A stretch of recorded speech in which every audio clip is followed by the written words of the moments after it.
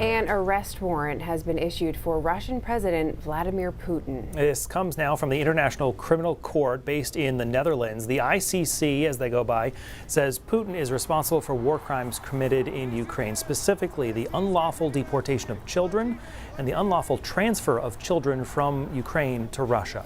Since the early days of the war, Ukraine has said that Russia was taking Ukrainian children. Russia denied that until recently, when their U.S. embassy said they had taken in children who were forced to flee the fighting. Speaking about the ICC's charges, Putin's press secretary rejected the findings, adding that they don't recognize the court or their jurisdiction. Meanwhile, Chinese President Xi Jinping will visit Russia next week in a show of the country's increasing closeness. Here's NBC's Erin McLaughlin with more.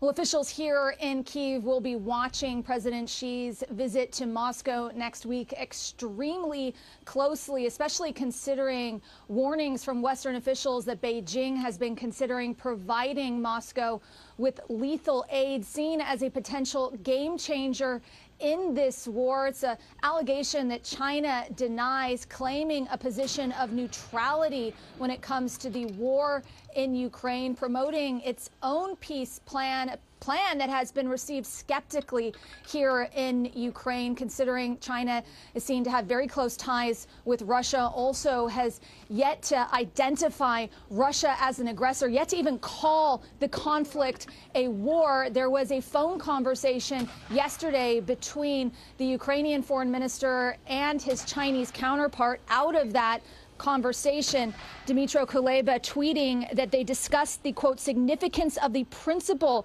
of territorial integrity, as well as President Zelensky's own peace plan, which calls for Russian forces to leave Ukraine immediately. Now, there were also some media reports that following President Xi's visit to Moscow, he was going to have some sort of phone conversation with President Zelensky. Those reports are unconfirmed here in Kyiv.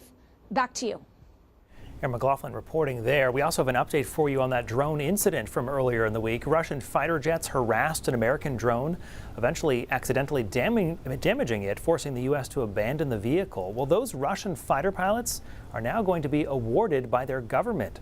Russia's defense ministry says they will be given state awards, signaling Moscow's intention to adopt a more aggressive stance toward future American surveillance flights.